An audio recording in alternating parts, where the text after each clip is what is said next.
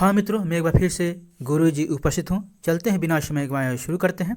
आज का विषय है समान ज्ञान या समान अध्ययन। प्रश्न नंबर 1, प्रकाश संश्लेषण के दौरान उन्मुक्त ऑक्सीजन कहाँ से आती है?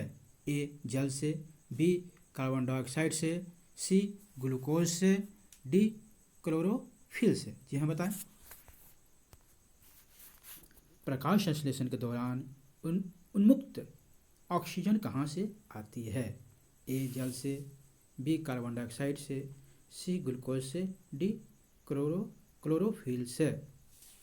इसका आंसर ए है जल से। आगे, प्रकाश संश्लेषण के दौरान जल के प्रकाशीय अपघटन द्वारा ऑक्सीजन का विमोचन होता है। आगे दूसरा नंबर, प्रकाश संश्लेषण में कौन सा प्रकाश सबसे कम प्रभावी होता है? जी बताइए। ए नीला, बी हरा, सी लाल प्रकाश, सी सूर्य का प्रकाश। प्रकाश संश्लेषण में कौन सा प्रकाश सबसे कम प्रभावी होता है? नीला प्रकाश, ए बी हरा प्रकाश, सी लाल प्रकाश, डी सूर्य का प्रकाश। जी बताइए। इसका आंसर बी है हरा प्रकाश। जी हाँ, प्रकाश संश्लेषण की क्रिया सबसे अधिक सुचारू रूप से लाल किरणों और उससे कुछ कम कुशलता के साथ नीली किरणों में संपन्न होती है, जबकि हरी किरणों में सबसे कम होती है या न के बराबर होती है। इसलिए इसका आंसर बी है। ठीक है। आगे तीसरा नंबर, सौर ऊर्जा का अधिकतम यौगिकीकरण किसके द्वारा होता है? सौर ऊर्जा का अधिकतम यौगिकीकरण किसके द्वारा होता है? ए बैक्टीरिया के द्वारा, बी प्रोटोजोआ के द्वारा, सी फंजाई के द्वारा, या डी हरे पौधे के द्वारा। बताइए।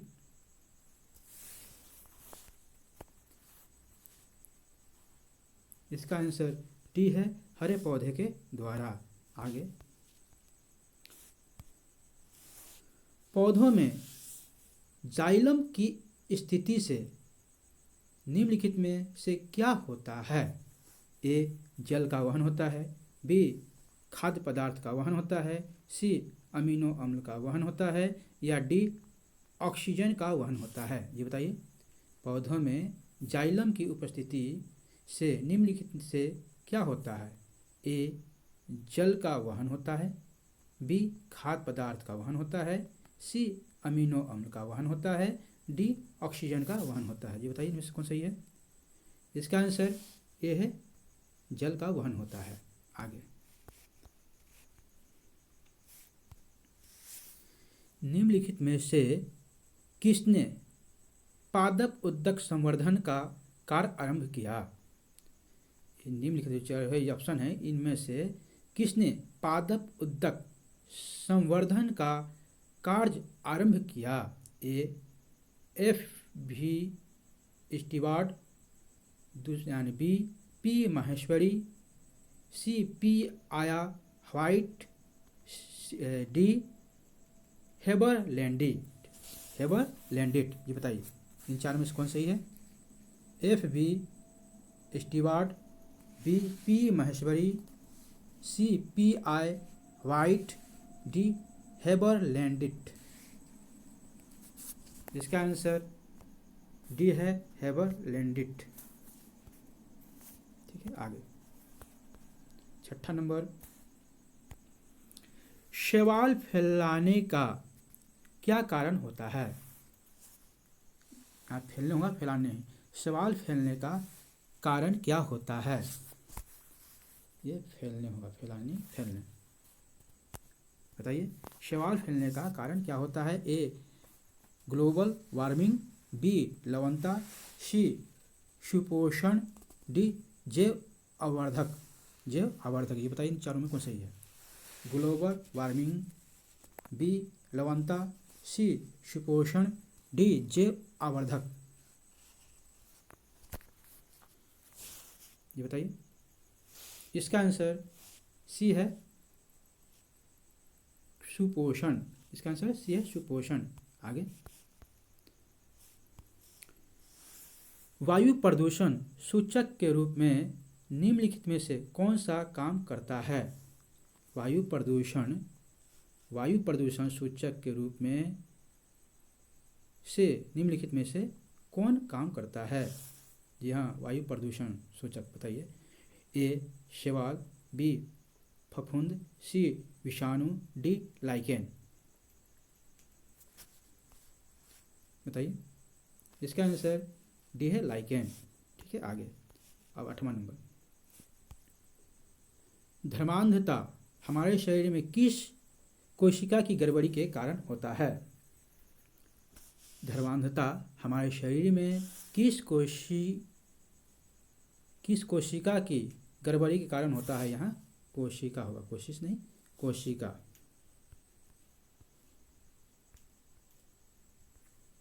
ये बताइए।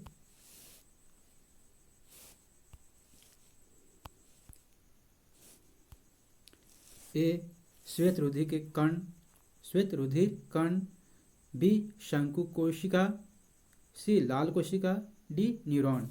ये कोशिका है। ठीक है, ये है कोशिका। ये बताइए चारों ऑप्शन में कौन सही है?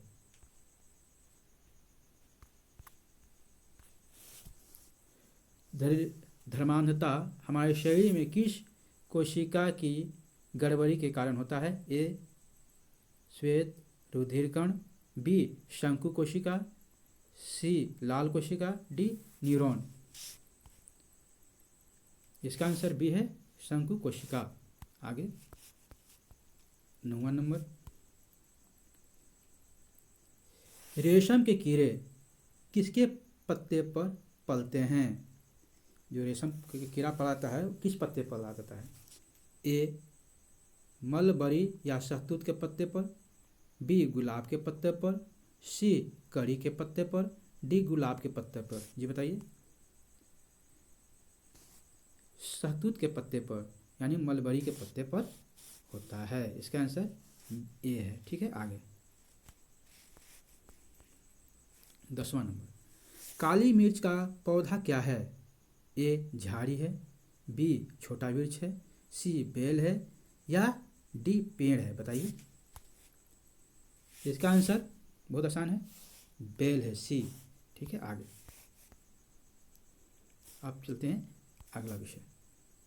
सर्वप्रथम 1837 ईस्वी में अशोक के अभिलेख को किसने पढ़ा?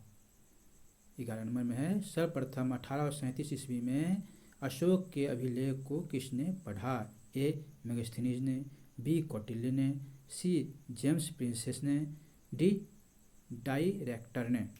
जी हाँ, इसका आंसर सी है जेम्स प्रिंसेस ने। जी हाँ मित्रों, इससे पहले मैंने एक वीडियो बनाया था जिससे बताया था कि भारत का प्रथम अंतिम हिंदू शासक कौन है, तो इसका आंसर हर्षवर्धन है, हेमंत सांग नहीं है। 20 नंबर मेरे क्वेश्चन मैंने बोला था। ठीक है, सुधार लीजिएगा। मैंने इस पर टिक सही लगाया है, आपको बताया है, लेकिन मुंह से निकल गया है हेमंत सांग। इसका आंसर हर्षवर्धन है। ठीक है, आगे बढ़ते हैं। 12, ताम्रपाषाण काल में निम्नलिखित में से कौन सी पशु नहीं पालते थे? कौन सी पशु नहीं पालते थे? ताम्रपाषाण काल में निम्नलिखित में से कौन सी पशु नहीं पालते थे? यानी यहाँ कौन सा हो जाए, कौन सा पशु नहीं पालते थे? ताम्रपाषाण काल में निम्नलिखित में से कौन सा पशु नहीं पालते थे? ए गाय, बी बकरी, सी भैंस, डी गधा। ये बताइए। डी गधा, उसका साक्ष्य कहीं नहीं मिला है। ठीक है, आगे। मनुष्य ने सबसे पहले किस धातु का प्रयोग किया? जी हाँ, मनुष्य ने सबसे पहले किस धातु का प्रयोग किया? 13 नंबर है, बताइए। ए लोहा, बी कांसा, सी तांबा, डी चांदी। इसका आंसर सी है तांबा। आगे, सत्यमेव जयते कहाँ से लिया गया है? यहाँ बताइए, सत्यमेव जयते कहाँ से लिया गया है? ए मनुस्मृति से, बी ऋग्वेद से, सी मुंडकोपनिषद से, डी भागवत गीता से। बहुत ही इंपॉर्टेंट ये क्वेश्चन है। इसका आंसर सी है, ठीक है, मुंडकोपनिषद। आगे 15 नंबर,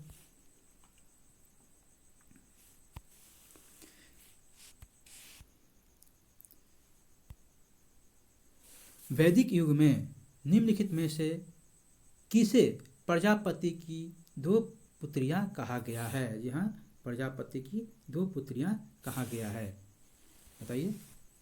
ए ग्राम और पंचायत को, बी सभा और समिति को, सी अंचल और परिषद को, डी सभा और समिति को।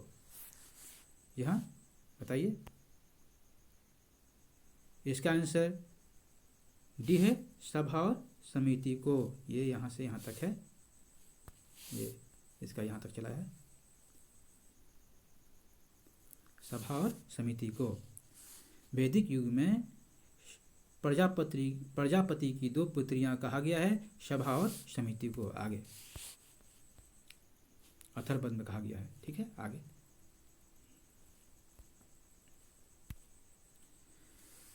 निम्नलिखित में से किसे एशिया का ज्योतिपुंज कहा गया है, यानी लाइट ऑफ एशिया? ए महात्मा गांधी को, बी विवेकानंद जी को, सी महावीर जी को, डी गौतम बुद्ध जी को। ये बताइए। इसका आंसर डी है, गौतम बुद्ध जी को, ठीक है। आगे मगध के उत्थान के लिए कौन सा शासक उत्तरदायी था? जी हाँ बताइए। ए बिंदुसार, बी बिंबिसार, सी वासुदेव, डी अजातशत्रु। इसका आंसर बी है, बिंबिसार, ठीक है। आगे चंद्रगुप्त मौर्य के दरबार में कौन यूनानी राजदूत आया था? ए जस्टिन, बी सेल्यूकस, सी मेगास्थनीज, डी विष्णुगुप्त। यूनानी राजदूत जानिएगा, ये कह रहा है यूनानी राजदूत शासक ने चंद्रगुप्त मौर्य के दरबार में कौन यूनानी राजदूत आया था, बताइए। इसका आंसर सी है, मेगास्थनीज। आगे 19 नंबर, पाटलिपुत्र में स्थित चंद्रगुप्त का महल मुख्यतः किससे बना है? यह बताइए। ए ईंट से, बी पत्थर से, सी लकड़ी से, डी मिट्टी से। जी हाँ बताइए। इसका आंसर सी है, लकड़ी से, ठीक है। आगे 20वां नंबर, कनिष्क की राजधानी कहाँ थी? ए पुरुषपुर, बी बनारस, सी इलाहाबाद, डी सारनाथ। ये बताइए। कनिष्क की राजधानी कहाँ थी? यहाँ बताइए, चारों में कौन सही है? ए पुरुषपुर, बी बनारस, सी इलाहाबाद, डी सारनाथ। इसका आंसर ए है, पुरुषपुर। आगे 21 नंबर, भारत छोड़ो आंदोलन 1942 में हुआ था, का नेतृत्व किसने किया था? यहाँ इज्जत देते हैं तो किसने किए थे, यानी किसने किया था, ठीक है। भारत छोड़ो आंदोलन का नेतृत्व किसने किया था? 1942 में हुआ था। ए बी आर अम्बेडकर ने, बी पंडित जवाहरलाल नेहरू ने, सी महात्मा गांधी जी ने, डी वल्लभ भाई पटेल ने। ये बताइए। इसका आंसर सी है, महात्मा गांधी जी ने किया था। भारत छोड़ो आंदोलन में ही नारा दिया गया था, गांधी जी दिए थे, करो या मरो, ठीक है। आगे किस आंदोलन के समय वंदे मातरम भारतीय राष्ट्र आंदोलन का शीर्षक बना? इस आंदोलन के समय वंदे मातरम भारतीय राष्ट्र आंदोलन का शीर्षक बना। स्वदेशी आंदोलन, बी चंपारण सत्याग्रह होगा, चंपावत हो गया है, ये चंपारण सत्याग्रह।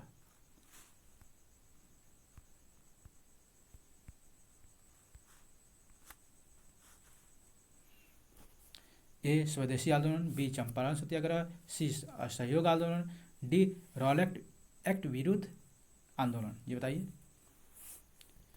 वंदे मातरम, इसका आंसर ए है स्वदेशी आंदोलन। आगे 23 नंबर, कांग्रेस की पहली भारतीय महिला अध्यक्ष कौन थी? कांग्रेस की पहली भारतीय महिला कौन थी? ए विजया लक्ष्मी पंडित, बी पंडित रमाबाई, सी सरोजिनी नायडू, डी अमृता कौर। ये बहुत ही आसान है, इसका आंसर सी है सरोजिनी नायडू। आगे, दयानंद सरस्वती द्वारा किस समाज का स्थापना 1875 ईस्वी में किया गया था? दयानंद सरस्वती द्वारा किस समाज का स्थापना 1875 ईस्वी में किया गया था? ए ब्रह्म समाज, बी प्रार्थना समाज, सी आर्य समाज, डी बहुमत समाज। इसका आंसर सी है आर्य समाज। ठीक है, आगे ब्रह्म समाज राजा राम मोहन कहते। आगे चलिए, जालियांवाला बाग हत्याकांड के दोषी ओ डायर को किसने मारा था? जी हाँ, ब्रिटेन जाके मारा था। ए सरदार किशन सिंह, बी पृथ्वी सिंह आजाद, सी मोहन सिंह, इसमें सोहन सिंह है, सी सोहन सिंह, डी उधम सिंह। ये बताइए। 13 अप्रैल 1919 को हुआ था, बताइए। इसका आंसर है डी उधम सिंह।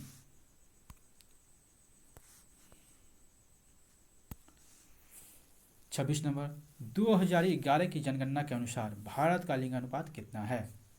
ए 918, बी 943, सी 935, डी 919। ये बताइए। इसमें थोड़ा सा क्वेश्चन पलट भी आता है। 2011 के जनगणना के अनुसार पुरुषों पर महिलाओं की संख्या कितनी है, सही तो आप पूछा जाता है। इसका आंसर बी है 943। आगे,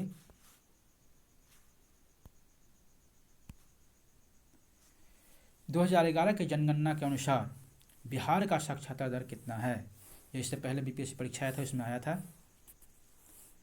2011 की जनगणना के अनुसार बिहार का साक्षरता दर कितना है? ए 61.8%, बी 73%, सी 63.3%, डी 51%। इसका आंसर ए है 61.8%। 28 नंबर, हाल ही में जारी राष्ट्रीय सांख्यिकी कार्यालय कार्यकाल, 28 नंबर फिर से, हाल ही में जारी राष्ट्रीय सांख्यिकी कार्यकाल के सर्वे के अनुसार बिहार में कितनी महिलाओं के पास रोजगार उपलब्ध है? ए 5.5%, बी 6.6%, सी 8.9%, डी 11.2%। ये करंट अफेयर्स है, बताइए। इसका है आंसर है बी 6.6%। ठीक है, आगे अगर यहाँ तक बने हैं तो एक लाइक जरूर बनता है मित्रों। शेयर करें अगर पसंद आए तो, ये आपकी मर्जी। ठीक है, आगे चलते हैं। बिहार के किस विभाग द्वारा परमार्जन पोर्टल की शुरुआत की गई? ए राजस्व एवं भूमि सुधार विभाग, बी कृषि विभाग, सी शिक्षा विभाग, डी ग्रामीण विकास विभाग। जी हाँ, बताइए। परिमार्जन पोर्टल, इसका आंसर ए है राजस्व एवं कृषि भूमि सुधार विभाग। ठीक है, आगे तीसरा नंबर और आखिरी, बिहार का पहला जैव विविधता पार्क किस जिले में खोला गया है? बिहार का पहला जैव विविधता पार्क किस जिले में खोला गया है? ए पटना, बी शिवहर, सी पश्चिम चंपारण, डी अररिया। इसका आंसर डी है अररिया। यहाँ तक बनने के लिए थैंक यू, शुक्रिया, बहुत बहुत धन्यवाद।